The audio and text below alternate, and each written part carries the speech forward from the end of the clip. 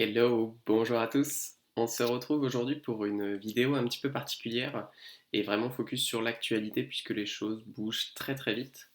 Je tourne ça le midi. On est le 24 février 2022 et ce matin il y a eu les premières attaques après de longues semaines d'hésitation, de conflit entre l'Ukraine et la Russie. Et donc premières attaques et premiers bombardements réels et bien effectifs de la Russie avec des réactions qui vont s'en suivre probablement très rapidement dans les heures qui suivent et dans les heures qui suivent de la part de l'OTAN. Pourquoi je vous parle de ça? Parce que bien évidemment, comme souvent, la bourse réagit très très vite à ce genre d'événements. Le CAC 40 a perdu 4%, ce qui est énorme en une journée, bien évidemment. Mais surtout, la Russie prend très très cher puisqu'il y a beaucoup de sanctions économiques qui vont être mises en place et forcément les investisseurs craignent ces sanctions, notamment pour ce qui est de la société Gazprom, qui est vraiment leader mondial de l'extraction, du traitement et du transport du gaz naturel. Ça fait bien longtemps que c'est un acteur majeur depuis 2005, c'est un peu le Total plus plus de la Russie si vous voulez. Et ce qu'il faut voir, c'est qu'aujourd'hui, là, si je regarde à l'instant T, Gazprom a perdu 40% de sa valeur boursière en quelques heures. Donc suite aux annonces, hein, effectivement, puisque concrètement, qu'est-ce qui se passe? Déjà, il y a beaucoup d'investisseurs qui veulent se détourner du marché russe pour des raisons évidentes. Et puis, il y a une vraie peur, une vraie crainte que les pays extérieurs mènent des politiques de blocage et de sanctions économiques et qui concrètement qui refusent d'acheter le gaz naturel de Gazprom, ce qui du coup influencerait ses bénéfices.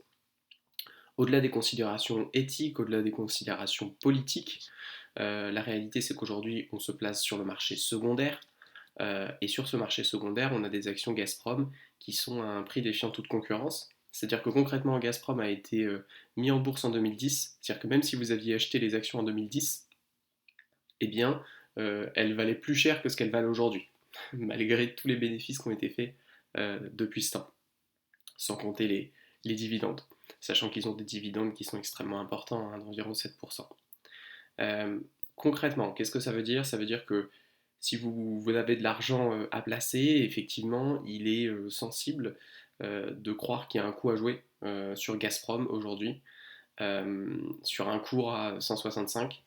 Euh, Encore une fois, hein, un petit peu à l'instar de RPA il y a quelques semaines, il s'agit d'entreprises qui sont extrêmement dominantes.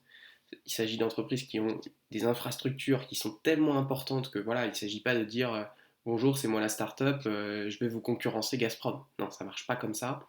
C'est des entreprises qui ont aussi des infrastructures sur des ressources de toute manière qui sont requises par l'économie mondiale, qui est le gaz naturel. L'énergie est un enjeu majeur et c'est pas demain la veille qu'on n'aura plus besoin d'énergie, loin de là.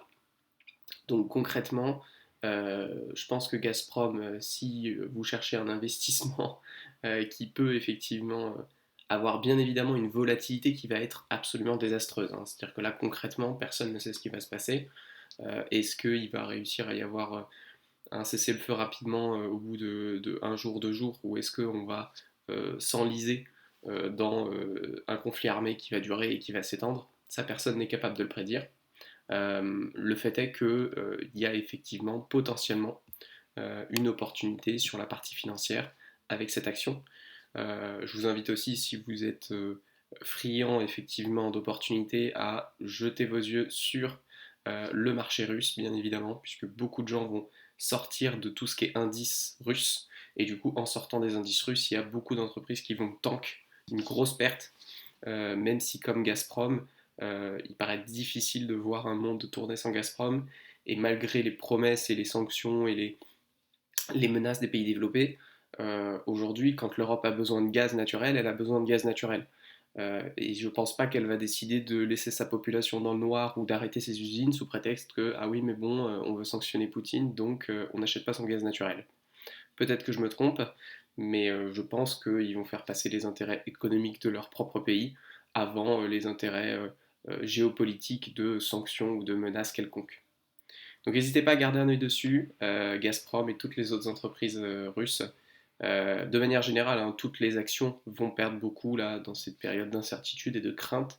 Voilà, c'est la crainte de la guerre. Je ferai des vidéos là-dessus, hein, sur les questions, historiquement en tout cas, comment ça s'est passé l'investissement en temps de guerre, puisque bien évidemment ça a existé, hein.